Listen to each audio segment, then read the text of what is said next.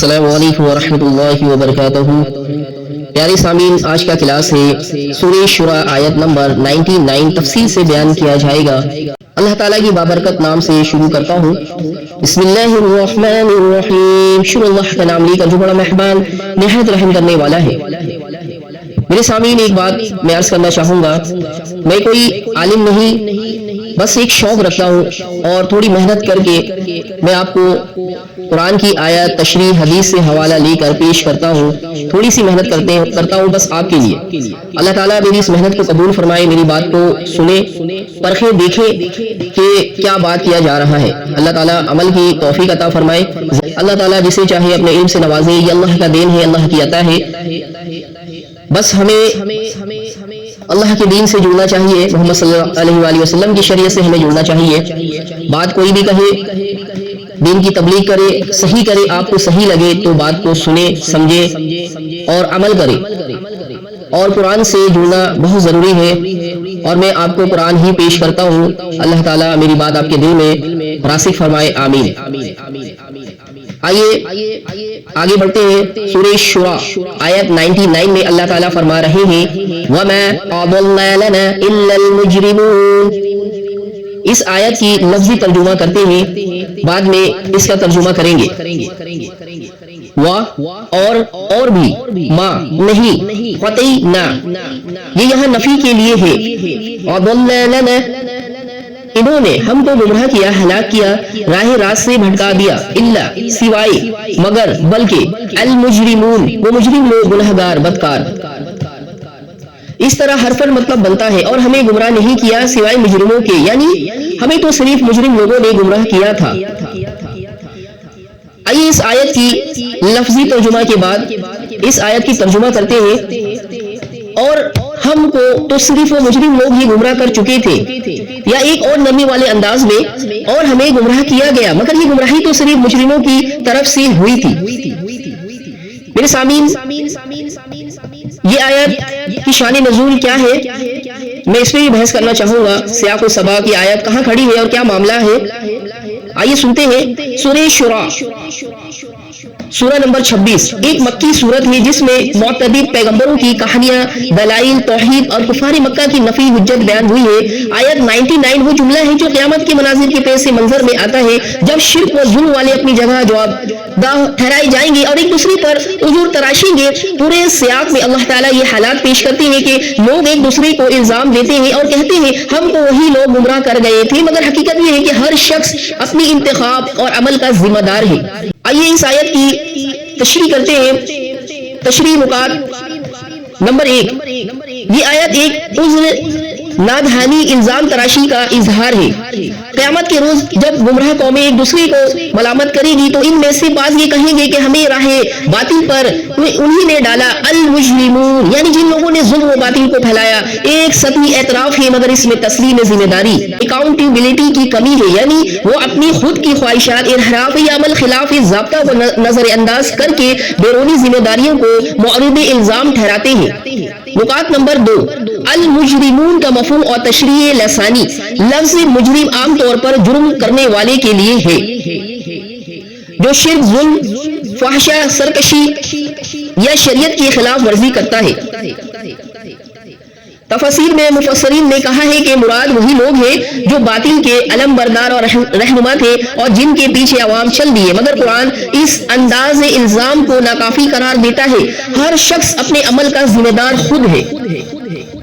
نکات نمبر 3، ذمہ داری کی شمولیت۔ قرآن مجید بارہا واضح کرتا ہے کہ اگر کوئی شخص کسی فتنہ یا باطل کی پیروی کرے تو آخر کار اس کی اپنی ذمہ داری بھی بنتی ہے۔ یہ آیت اس نفسیاتی رجحان کو اشارتاً دکھاتی ہے کہ انسان سچائی سننے کے باوجود دوسروں کو ذمہ دار ٹھہراتا ہے۔ مفسرین ابن کثیر وغیرہ اس آیت کو قیامت کے منظر نامے کے اندر رکھتے ہوئے واضح کرتے ہیں کہ عذر تراشی قبول نہیں ہوگی۔ نقطہ نمبر 4، اخلاقی و تربیتی درس، عملی نتیجہ۔ ہر شخص کو اپنے ایمان اور عمل کا ذاتی محاسبہ کرنا چاہیے۔ عذر تراشی نفس امارہ کی علامت ہے۔ قیامت میں حقائق اشکار ہوں گے، جو لوگ لوگوں کو گمراہ کرتے ہیں وہ بھی جواب دہ ہوں گے، مگر ان کا شیرازہ توڑ کر خود جتنے افراد نے باطل قبول کیا وہ بھی نجات کے مستحق نہیں۔ مسلمان کو چاہیے کہ گمراہ کن اقوال و افعال کا مقابلہ کرے اور اپنی منطقی و ایمانی تربیت خود سنبھالے. تو میری ذمہ داری کیا ہے کہ سوال پر خود احتسابی ضروری ہے. ابن کثیر، علامہ مودودی اور دیگر مفسرین کا خلاصہ موقف نکات نمبر 5 ہے. ابن کثیر آیت کو قیامت کے ان مناظر کے متعلق بتاتے ہیں جب سرکش اپنی عیوب دوسرے پر ڈالیں گے، یہ عذر قبول نہ ہونے والا ہے اور ہر شخص اپنے کیے پر باز پکارے گا. مولانا مودودی تفسیر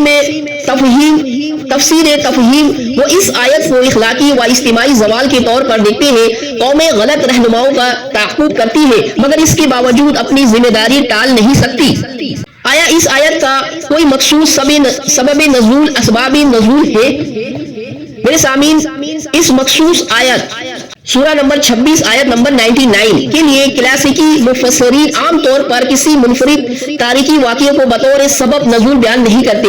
یہ آیت عام طور پر قیامت کے مناظر اور عوامی عذر تراشی کے سیاق میں آئی ہے، یعنی مجموعی پیغام سورہ کے اندر آ گئی. سورہ شورا خود مکی ہے اور اس کا پیغام مشرکین مکہ کی نفی حجت، ان کے بہکائے جانے اور انبیاء کی تاریخی مثالوں کے ذریعے نصیحت ہے. لہذا یہ آیت عام تقویتی تعلیمی مقصد کے تحت نازل ہوئی مانی جاتی ہے، نہ کسی خاص واقعے کے بطور سبب نزول. حدیثی حوالے، کیا کسی حدیث میں اس آیت کا ذکر ہے یا اس سے متعلق واقعات بیان ہوئے ہیں؟ تو میرے سامعین، کلاسیکی تفسیر میں اسی سورہ کے ایک اور مقامات، مثلا سورہ 26 آیت 214 فذکر انما انت مذکر، پس نصیحت کرو، بے شک آپ تو نصیحت کرنے والے ہی ہیں. یہ نزول کے موقع پر ایک واقعہ بیان کیا جاتا ہے جس میں پیغمبر صلی اللہ علیہ وآلہ وسلم نے اپنے قبیلے قریبی رشتہ داروں کو جمع کیا اور انہیں اسلام کی طرف بلایا. اس سلسلے میں صحیح حدیث یا اقوال مفسرین میں صحابہ یا تابعین کے اقوال نقل ہوئے ہیں. مثلا قیام رسول صلی اللہ علیہ وآلہ وسلم کا رویہ جب امر دعوت کثرت کو پہنچا. حوالہ جات میں اس واقعے کو ابن کثیر اور بعض حدیثی روایت نے ذکر کیا ہے.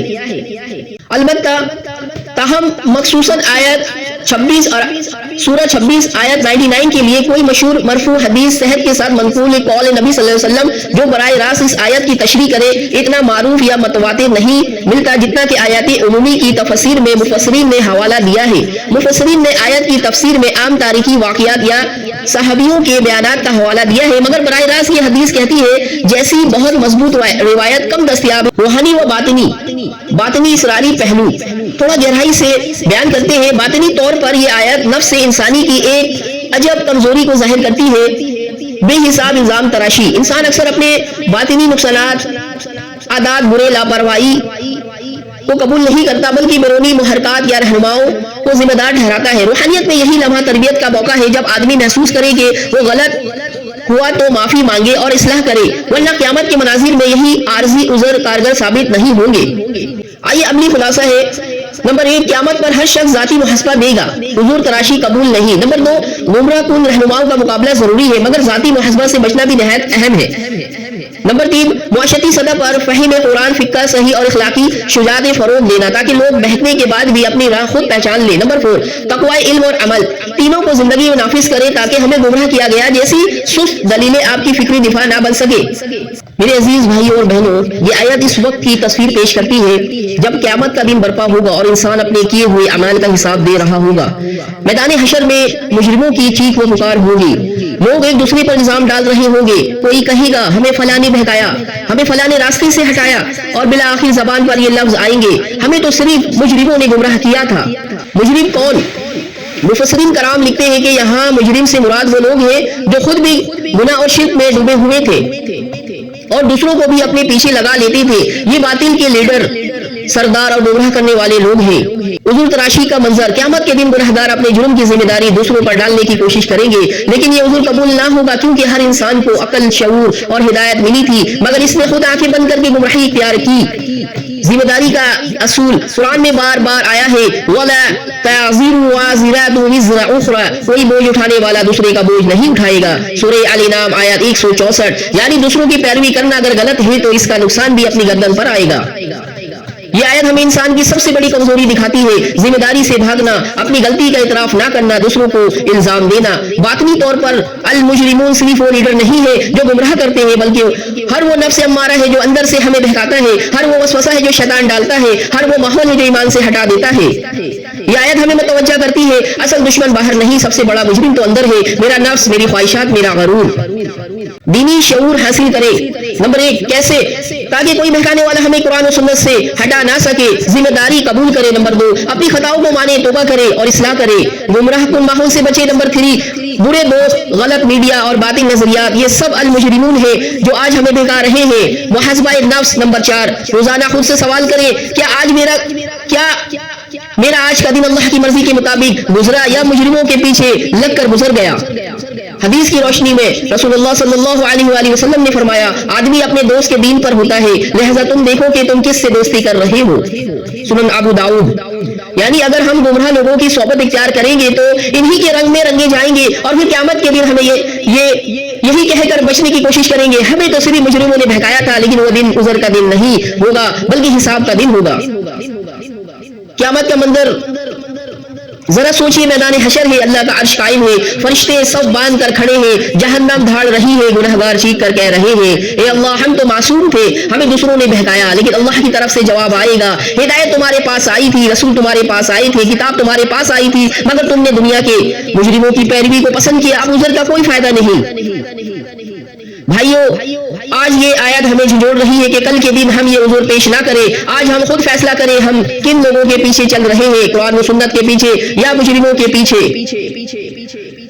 آخر میں دعا کرتے ہیں اللہ رب العالمین سے، اے اللہ ہمیں اپنے نفس کے شر سے بچا، اے اللہ ہمیں گمراہ کرنے والے ہر مجرم، ہر شیطان، ہر باطل فکر سے محفوظ فرما، اے اللہ ہمیں حق کو حق دکھا کر اس کی پیروی کی توفیق دے اور باطل کو باطل دکھا کر اس سے بچنے کی توفیق دے، آمین یا رب العالمین۔ امید ہے میرے ناظرین میری اس جواب سے اور یہ تشریح سے انشاءاللہ عمل کرے اور محاسبہ کرے اپنا، انشاءاللہ بہت فائدہ ہوگا۔ بات کو سنے اور سمجھے، اللہ تعالیٰ توفیق دے بات سمجھنے کی۔